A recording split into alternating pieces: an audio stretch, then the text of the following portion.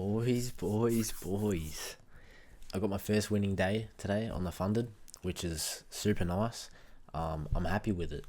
I think price action was really, really nice today as well. I actually took quite a few trades. I took 3 trades. And yeah, I got heaps to talk about. After I finished trading, I ended up watching Trailer Park Boys instead of making this video. And as a result, it's now 3:20 a.m. But I just have so much I want to talk about, and so that's why I'm going to talk about it. The first trade that I took was I made a big mistake, dude, and I'm actually not really happy with the way I went about this. I still had a good day. I still took good trades, but I took this first trade at 9:40, and it was this 1 minute IFG here. It was so nice, dude. We swept the Asia lows. I wanted to target these London highs potentially, but we never ended up having a bullish day. The reason I took that trade is because we were in this daily imbalance, this big daily fair value gap here. And I wanted to see a reaction out of that to the London highs and the all-time highs potentially. Probably shouldn't have expected that much, but I took this trade and I caught a 1-to-1 on it. It was nice. And then I looked up in the top left and it was on my fucking eval.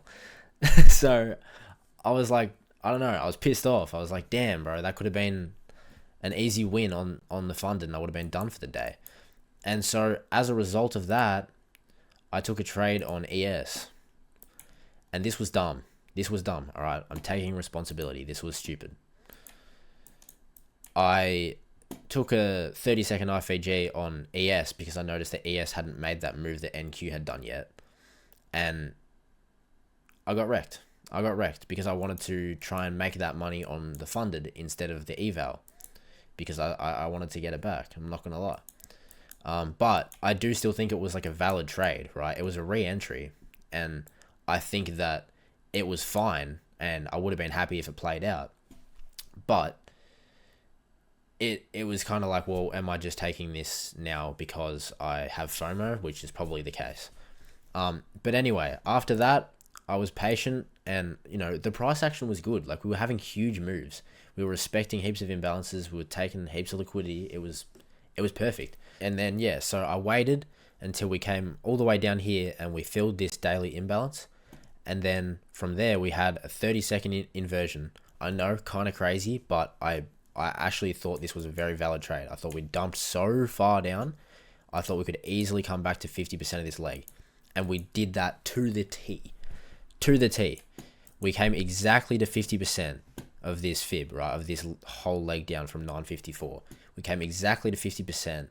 That's where my $200 day was. So I kind of wanted to hit that $200 day. I probably would have closed it earlier if I wasn't trying to hit that 200. So that's another thing that, like, a mistake that I made from like a emotions side of things is I definitely kept holding the trade because I wanted it to hit that $200 day. Like, as soon as it got above a $200 day, I closed.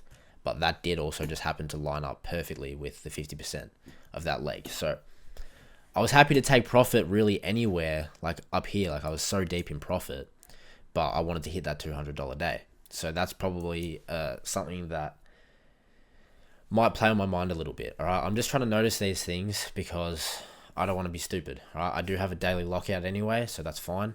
But I'm just trying to get better at my emotions. And when I make mistakes, like some of the ones I've done today, best thing for me to do is just talk about it and try not to do it again. And that's just how I see it. My mouse is lagging like crazy, bro.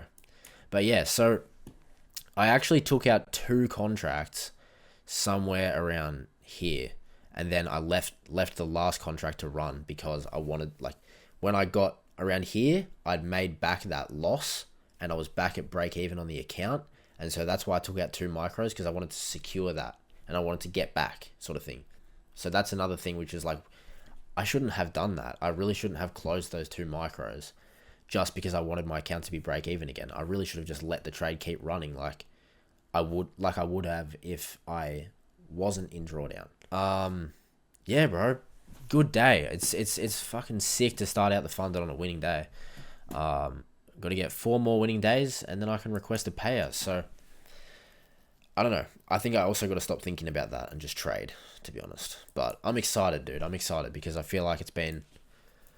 I don't know. I just feel like I've been doing really good recently, and I'm pumped. So, yeah, I feel like I'm just bleh now at this point. I need to go to bed.